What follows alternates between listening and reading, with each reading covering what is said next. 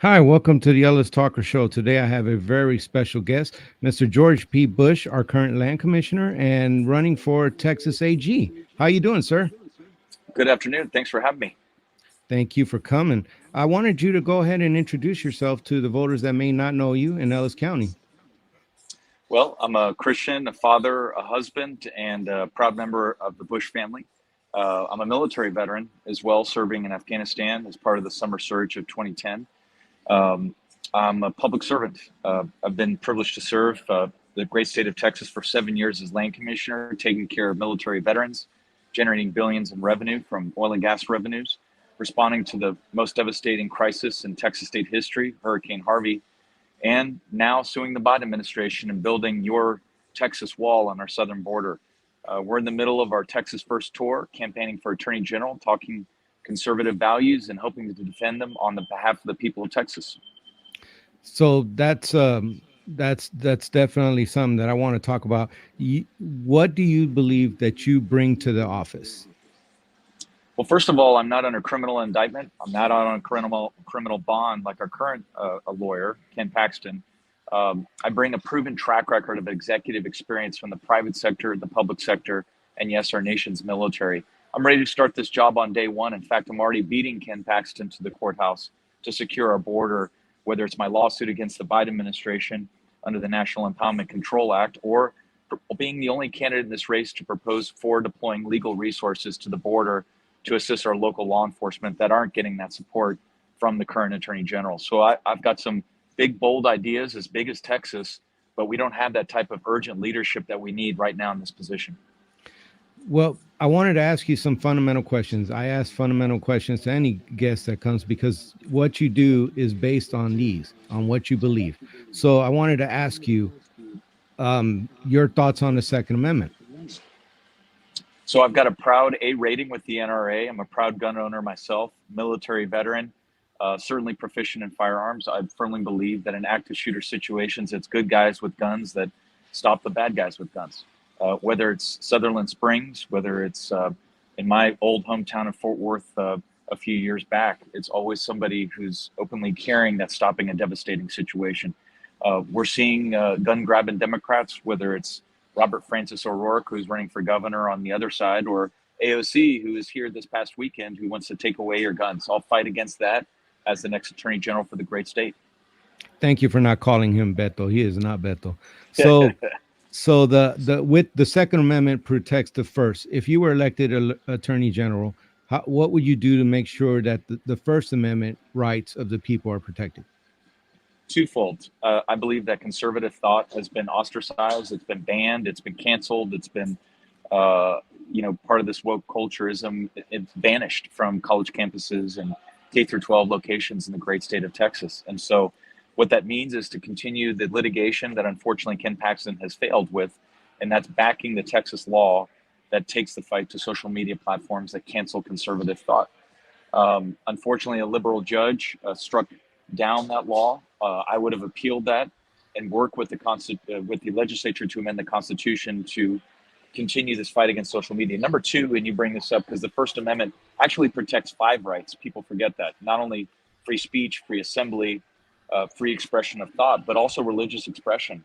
And I believe that Christian values are under assault in our country, including in the state of Texas. And I never thought that we would close down churches in the middle of a pandemic, but yet we did. So as Attorney General, what I'm going to do, and I've been in churches throughout this great state leading up to campaign day, to remind folks that we will never, as Attorney General, close down another church again on my watch.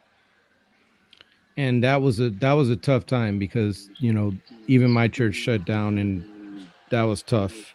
A lot of things are going to be looked at in the future, how we handle things. And there's going to be a reckoning. I believe people are going to talk about that. So you're going to be the chief law enforcement officer of the land in Texas if you are elected. What is the biggest concern right now if you were elected? Well, it's twofold. First is securing the border. I couldn't be more proud to be endorsed by the National Border Patrol Union that keeps the watch every single day. They know I'm going to be tough on the bloody drug cartels. In fact, there's specific information threat streams that are coming across that indicates that bloody drug cartels are targeting our honorable Border Patrol officials in focused areas in the Rio Grande Valley sector. That's unacceptable. And yet we don't have a president focused on the crisis on our southern border, instead focusing on the Ukrainian border. That's got to end. As Attorney General, I will leverage every single legal mechanism possible to back our law enforcement, whether it's Border Patrol, DHS, ICE, or county officials, sheriffs, constables, deputies, and police associations that are doing the important work on our southern border. Number two is what's happening on our Texas streets in urban counties. It's unacceptable. The fact that more officers were shot at, I believe, in the state of Texas than any other state. We've had a massive amount of COVID transmission among law enforcement, but I'm in Austin, not right now, but I live there out of choice. I'm sorry, out of necessity, not a choice, because the constitutional requirement.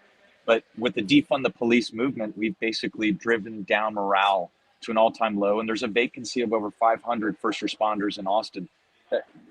When you defund the police, you send the wrong signal to Texans to not enter this honorable profession.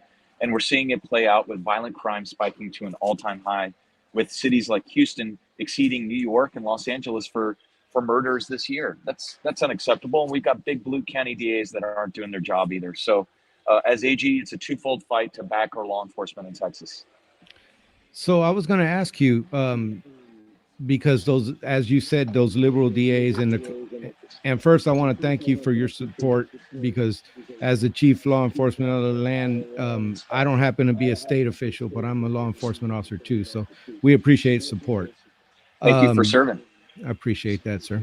Um, I wanted to ask you, with these liberal DAs that are coming in and wreaking havoc, no cash bail, trying that kind of stuff. Um, how would you combat that? Well, all of my proposals require work with the legislature and the governor's office, just as I've done successfully as land commissioner. I'm going to go in with the briefcase and, among other things, install the authority in the state AG's office to confront big blue county DAs. Not only are they allowing criminal defendants to basically go out on the street, but they're refusing to prosecute many felony cases in the state of Texas and instead trying to go after police officers. Whereas in Travis County, the DA has decided to indict 19 police officers, including a state house candidate in the greater Austin area. That's unacceptable. And the only way to fix that is to either amend the Constitution or pass a law that allows the state AG to do the work that the county DAs refuse to do. Number two is what I hear from law enforcement is they consistently get, for lack of a better term, blackballed with the Brady listing by county DAs, which ends criminal investigative careers overnight without due process for law enforcement. So I'm the only candidate in this race, Republican or Democrat, that's proposing the Law Enforcement Bill of Rights. Texas does not have one. 14 other states do, and it provides basic due process rights for law enforcement, which we desperately need in Texas. That is an unfortunate incident there in Austin. I heard about those police officers getting indicted. Even the I believe the chief didn't quite agree with that of Austin, and so that was a very bad deal. So one of the things when you mentioned the border, you meant one of the things that come with that is fentanyl. So I know that fentanyl is hit in Texas like it's hit in other states. What would you do to combat that? Well, we need to elevate criminal sentencing and treat fentanyl for what it is, the most dangerous drug on our streets. It was just reported last year that it is now the cause of the most amount of deaths among Americans between the age of 18 and 45, and that over 100,000 Americans overdosed involving some sort of toxic cocktail with fentanyl. So what state government can do is elevate the criminal sentencing for the organized crime that's peddling this to our children, increasingly middle schoolers, high schoolers, which is unacceptable. It means taking the fight to the organized criminal networks on both sides of the border. And just to be clear to your viewers and your listeners, I come from an intelligence background, and I did deploy to Afghanistan, but I spent a lot of time looking at Central and South American transnational criminal organizations. I believe I'm the only candidate in this race that is going to work and I'm proposing to Congress to designate bloody drug cartels as terrorist organizations. Let's take the fight to them instead of just being reactionary, and instead of allowing this crisis to unfold on Texas streets. Let's get more aggressive on the sentencing, the prosecution, and again, that requires legislative help to do this. It does. And, going to that, that's definitely something that you're going to have to do if you're elected. Get the state legislator to help you out, help you out by passing laws. So, fentanyl is definitely affecting Texas. Um, I wanted to talk to you. You said you talked about the border and the wall, policing. Now let's talk about sex trafficking. You mentioned it on your website, and I was very thankful because that's something that needs to be addressed. So go ahead and tell the people of Ellis County about that. Well, I first learned about the issue this past legislative session when human trafficking survivor groups approached me to help them advance a bill known as the SMART Act. And basically, this requires employees that work at sexually oriented businesses in Texas to be elevated to 21 instead of currently at the age of 18. And the statistics are very sobering that 2 out of 3 strippers in Texas are sexually assaulted. About a third are eventually trafficked or into sex slavery. And remember, the legal definition requires coercion from a third party to intimidate or to coerce trafficking survivors. And so in Texas, regretfully, under our current leadership, we've had more dismissals than convictions. It was just reported by the Houston Chronicle that very few cases have actually been tried by Ken Paxton, and I believe that's unacceptable. It's modern day slavery, whether it's forced labor or forced sex trade. It does tie into the insecurity in the border, but it's also being domestically groomed. And social media platforms are allowing it to happen. Facebook, Instagram, Twitter, you name it. And President Trump, one of his last executive orders was to allow attorneys general to bring cases against social media platforms that do not monitor their own content and refuse to do their job. So I was inspired this session to help pass that law, but I believe there are other known hubs of the trade, whether it's massage parlors or online forums, that are allowing this to happen. And again, it's just like fentanyl, we are allowing our children to be susceptible. And I'm the parent of 2 boys that are so young. And I know any parent would be just as passionate about it, especially if they're raising young girls, that we've got to get serious about this and we got to take on these gangs. Definitely. I had a couple more questions to ask you, but you're running short on time. So I wanted to mention something. As a veteran, and you, sir, thank you for your service. We know that many of us came back, and living after the war is more difficult than the war itself. I've lost friends, especially when Afghanistan happened, that whole debacle. People, I mean, VA was packed with suicide calls. It was bad. So one of the things that happen with PTSD, sir, is that veterans do things that are instinctive versus thinking about it. And so some of them run afoul of the law. I have been a big supporter of getting a veterans court in Ellis County. And I want to know, sir, what do you think about that? And would you support veterans court all over the state? Amen to that. Thank you for your service. I think you've touched on a big issue, one of the bigger ones facing the veterans community. People forget, of the 30 million Texans, about 2 million of us are military veterans. And if you look nationally, only 1% of us have served. So if you put it that way, Texas is the most patriotic state in the country, which I'm very proud of. Civilian transition was a big issue that we took on at the General Land Office. And I did advocate for the allowance of veterans courts in Texas, starting in our big counties. But I think we need to expand the program in other parts of the state, because you have a lot of first-time offenders that are great military veterans. They made a mistake and they're just trying to put the pieces together, whether it's civilian transition and getting the right job and finding the career.